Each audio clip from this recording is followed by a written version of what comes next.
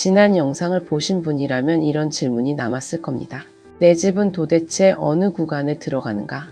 오늘은 그 질문에 숫자로 답해 보겠습니다. 집값은 하나인데 계산 방식은 세 가지입니다. 단독명의로 1세대 1주택자가 되는 경우, 부부 공동명의를 그대로 유지하는 경우, 그리고 공동명의이지만 1세대 1주택 특례를 신청하는 경우입니다. 똑같은 공시가격을 넣어도 3개의 다른 숫자가 나옵니다. 20억, 30억, 35억. 이 세 지점을 지나면서 유불리가 계속 바뀝니다. 어떤 구간에서는 명의가 크게 상관없습니다. 어떤 구간에서는 단독명의가 확실히 유리합니다. 그런데 어떤 구간을 넘어서면 다시 공동명의가 유리해집니다. 이 흐름을 한번 정리해 두면 앞으로 몇 년 동안 종부세 고지서를 받을 때마다 당황하지 않을 수 있습니다. 지금까지의 핵심을 한 문장으로 정리하면 이렇습니다. 같은 공시가격이라도 명의 방식에 따라 세 가지 서로 다른 세금이 나올 수 있다는 것입니다. 먼저 낮은 구간부터 보겠습니다. 공시가격 20억 원 근처입니다. 이 구간에서는 공동명의가 상당히 유리한 편입니다. 각자 9억 원씩 기본공제를 받기 때문입니다.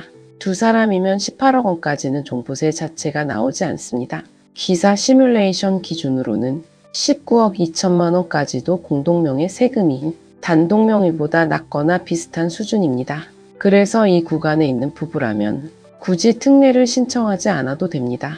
지금 방식 그대로 유지하는 것이 오히려 유리할 수 있습니다. 문제는 그 다음입니다. 공시가격이 19억 2천만 원을 넘어가면 흐름이 바뀝니다. 여기서부터는 단독명의 1세대 1주택자가 세액공제 혜택을 더 크게 누리기 시작합니다. 고령자와 장기 보유 조건을 충족한다면 최대 80%까지 세액공제를 받을 수 있기 때문입니다. 기사에 나온 28억 9천만 원 지점을 보면 이 차이가 뚜렷합니다.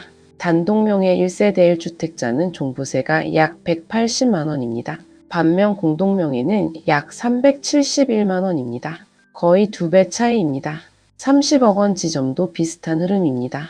공정시장 가액 비율만 놓고 보면 70%를 적용받는 단독명의가 약 353만 원, 80%를 적용받는 공동명의가 약 423만 원입니다. 차이는 약 70만 원 정도이지만 여기에 세액공제까지 더해지면 단독명의 쪽이 실질적으로 더 유리해지는 구간입니다.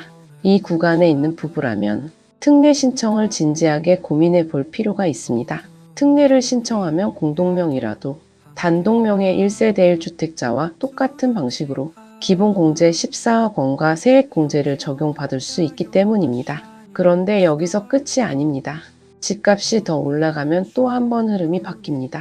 공시가격이 32억 원 부근에 도달하면 단독명의와 공동명의의 세금이 다시 비슷해집니다.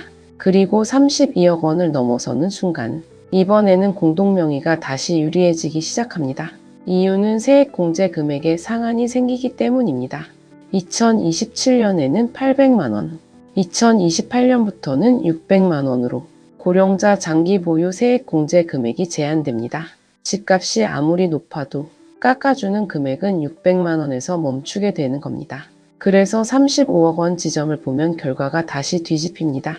세액공제를 최대한 받은 단독명의 1세대 1주택자는 종부세가 약 978만 원입니다. 반면 특례를 신청하지 않은 공동명의는 약 783만 원입니다.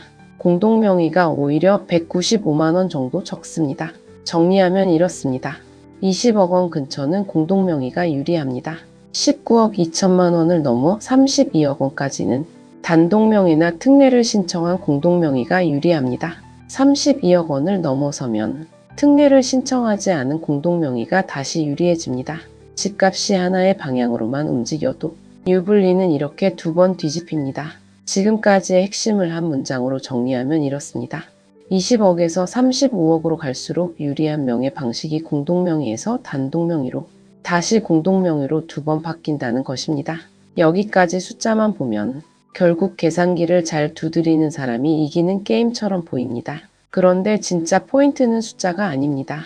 특례는 매년 자동으로 적용되지 않습니다. 신청을 해야 적용됩니다.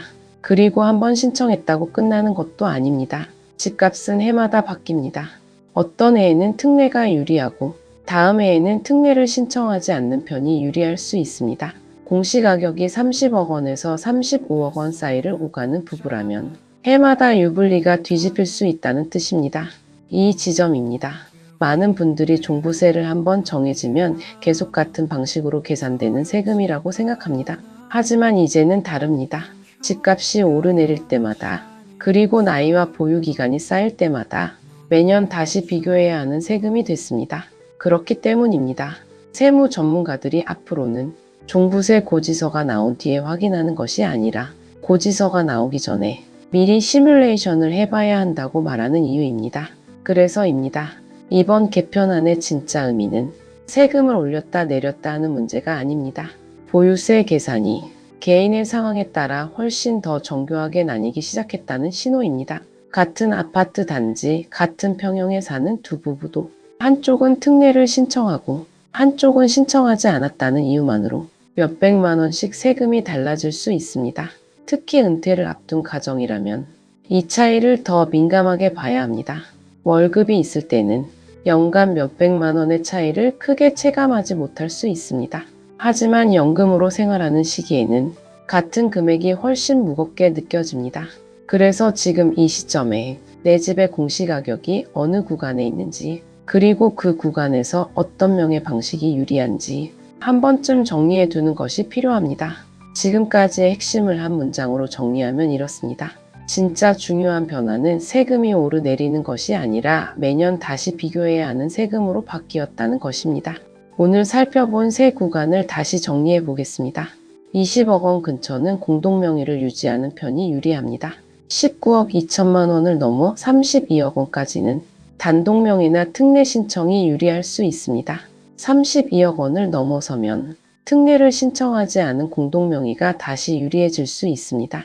다만 이 숫자들은 기사에 소개된 시뮬레이션을 기준으로 한 것이고 실제로는 개인의 나이, 보유기간, 지분율, 그리고 향후 법 개정 여부에 따라 달라질 수 있습니다. 그래서 오늘 영상의 결론은 특정 명의 방식이 무조건 정답이라는 것이 아닙니다.